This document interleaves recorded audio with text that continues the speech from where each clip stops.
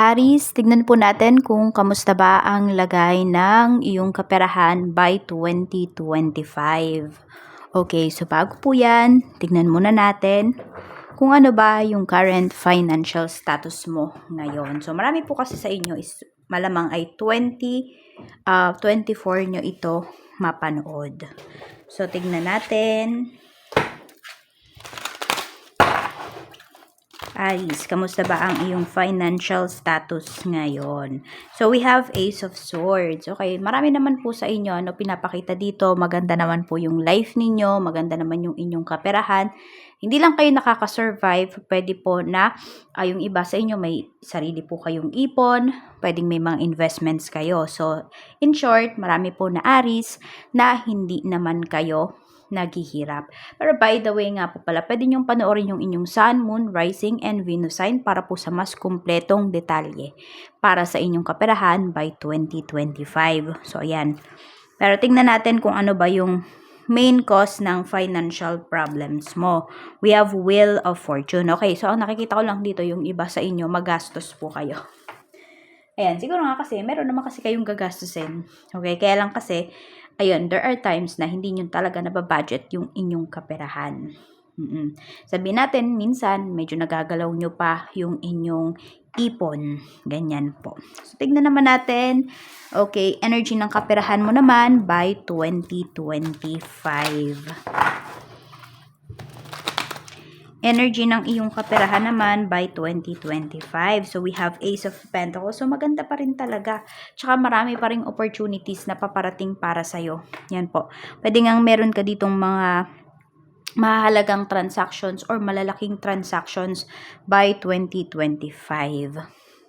Tingnan natin ano ba yung mga pwedeng maganap na positibo or negatibo pagdating sa iyong kaperahan. So, we have 5 of Pentacles. So, ayun, kailangan mo lang talagang baguhin, Aries, kung paano mo hinahandle yung iyong finances. Kasi, ayan, meron tayong 5 of Pentacles. Siguro, may mga tao din dito na lalapit sa'yo. Meron tayo ditong Knight of Pentacles. Nga, puro pera yung pinapakita sa'yo dito. So, nakikita ko rin dito na hindi ka satisfied pagdating sa kaperahan mo. Yes, marami ka ng pera, pero you want more. Oo. So, sabihin natin, may goals talaga kayo dito. At yung mga goals na yon ay, ipo-pursue nyo talaga. Meron din ako nakikita dito na pwedeng lilipat ng trabaho or lilipat ng bansa. Kung nasaan man po kayo, bansa or lugar. Kung nasaan man po kayo. Ayan. So, may pag-alis kasi dito. Parang you are looking for something. Yun yung pinapakita po dito pagdating sa iyong mga energy. Tignan natin, okay, new source of income. Tignan natin, ano ba yung madudulot sa iyo ng mga new source of income mo na to. We have 6 of Pentacles. Talaga naman po, na pagpapalain ka, Aries, ngayong 2025. Dire-diretso din naman yung mga kaperahan sa'yo dito.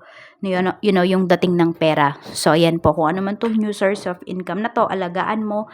Kasi po, ayan, madami ka talagang mabe-benefit dito. Tapos, yung iba naman sa inyo, if you are doing some charity, marami din po kayong matutulungan. So, tingnan natin. Ayan, meron tayo ditong mga pwede ninyong pagkabisihan, pwedeng maging business ninyo by 2025. Kuha tayo ng mga 10.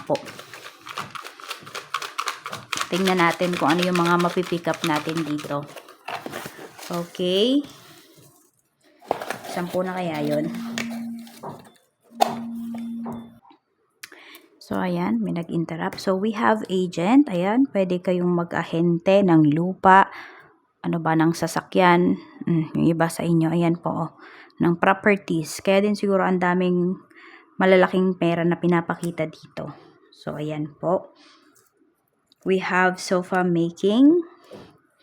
Ito po yung mga pwede ninyo, na pagkakitaan. Ito yung pwedeng magpaunlad sa life ninyo. Construction supplies.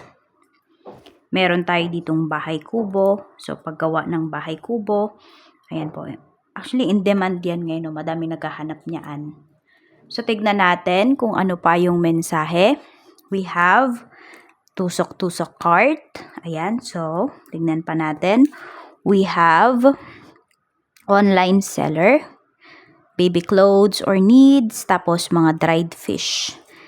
ano lang naman 'to, ilan lang 'to sa mga puwede ninyong i-consider. Nasa sa inyo pa rin kung ano ba yung gusto ninyo, 'di ba, na i-pursue. So, we have flowers. So, puwedeng flower shop, mga ganyan. We have motorbike, car parts, accessories. So, karamihan dito na pinapakita parang siya, malalaki din yung puhunan na kailangan ninyong ilabas. We have imported products, giveaways and invitations. Tapos, ihaw-ihaw. And mayroon tayo ditong candles. Ayan po.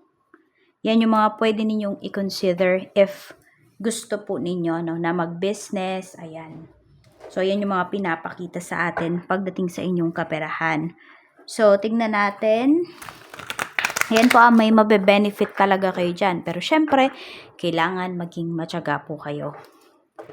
Check natin, may tao ba na humahadlang pagdating dito sa iyong, sa iyong financial growth.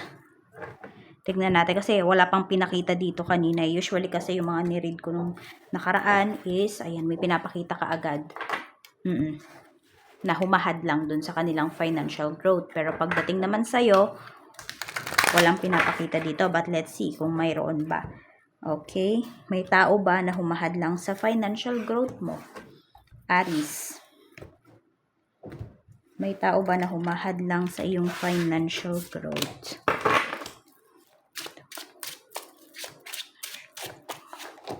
We have 8 of Pentacles. We have 9 of Swords. Actually, walang tao na humahadlang dito, no? More on, ikaw yung pinapakita dito. Your dedication about sa work.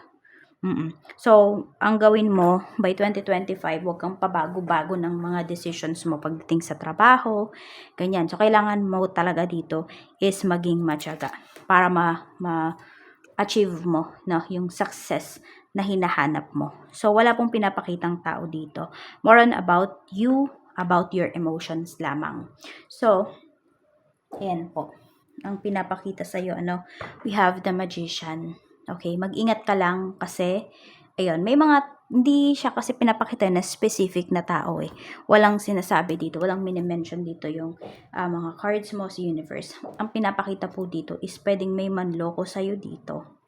Ayan, so kaya ito, medyo parang wala kang tulog. Kaya mag-iingat ka ha sa paglalabas ng pera, sa pag-i-invest ng pera by 2025. Kasi iyan po ang pinapakita. So, the Magician. Pero, ang dami, pwedeng may mga, syempre may mga problems ka rin na pagdadaanan dito in terms of your finances. Pero, ang bilis mo kasing makabawi, yan yung nakikita ko sa'yo. Aries, mabilis ka lang makakabawi pagdating dito sa mga financial losses mo if ever mayroon man. So, ayan lang po ang mensahe para sa'yo ngayong 2025 pagdating sa kaperahan mo. I know, short lang yung video natin na to, pero ayan na yung pinaka-main, 'di ba, na sinasabi po sa inyo. So, yan lang po. Ingat kayo always and more blessings to come.